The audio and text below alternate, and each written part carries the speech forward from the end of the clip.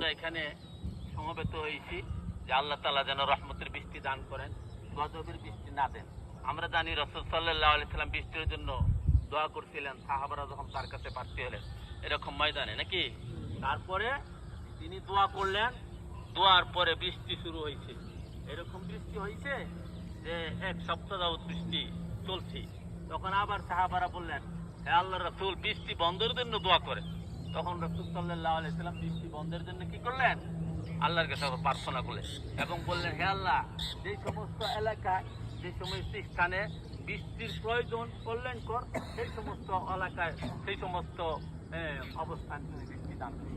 আল্লাহুম্মা হাওয়ালাইনা ওয়ালা আলাইনা। আল্লাহ তাআলা আমাদেরকে যেন রহমতের বৃষ্টি দান করেন, রহমতের আবহাওয়া সৃষ্টি করে দেন। আল্লাহ তাআলা আমাদেরকে আল্লাহর উপরে ধৈর্য ধারণ করার ক্ষমতা দান করেন। এই জন্য সকলে বলি আমিন। মা আসাবাকুম মিন মুসিবাতিন ফাবিমা কাসাবাত আইদিনা। অন্যতা আয়াত আছে, বিপদ আপদ মুসিবত এগুলো সব মানুষের হাতের কামাই।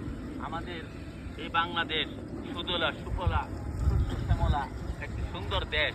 এই দেশকে আল্লাহ যেন কোরআনের জন্য, ইসলামের জন্য এবং সত্যিকারের রহমত দিয়ে এই দেশকে ভরপুর করে দেন। এই জন্য বলি আমিন। এখন আমরা যে নামাজ পড়ব বৃষ্টির জন্য 2 রাকাত নামাজ, এটা সুন্নত। রাসূল সাল্লাল্লাহু আলাইহি ওয়াসাল্লামের সুন্নত, নফলটাও রাসূলের সুন্নত।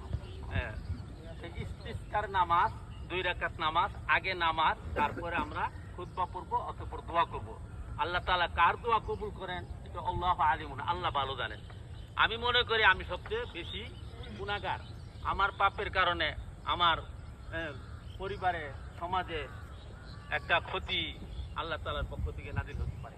যে আমি বেঁচে থাকতে পারি, প্রত্যেকেই যেন বেঁচে থাকতে পারি, আমরা যেন আল্লাহকে ভয় করে চলতে পারি।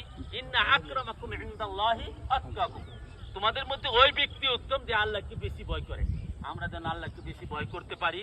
আল্লাহর যে রোজা আল্লাহ তাআলা আমাদের উপরে ফরজ করেছেন, এই রোজার শিক্ষা আমরা নিয়ে যেন বাকি 11টি মাস আমরা এই আমাদের চলনে বলনে কথনে, তারপরে ব্যবসা বাণিজ্যে লেনদেনে কায় কারবারে সকল ক্ষেত্রে যেন আমরা আল্লাহকে স্মরণ রেখে ধৈর্যের পরিচয় দিতে পারি এবং তাকওয়ার চর্চা করতে পারি বাকি 11টি মাস। আল্লাহ যেন আমাদেরকে সেই তৌফিক দান করেন। এই জন্য বলি আমিন। এখন আমরা দাঁড়িয়ে কাটা সোজা করি। নামাজে দাঁড়িয়ে কাটা সোজা করা নামাজের একটি অংশ। এই জন্য আমরা এভাবে তাকে কাটা সোজা করবো। আমরা আল্লাহ তাআলা আমাদের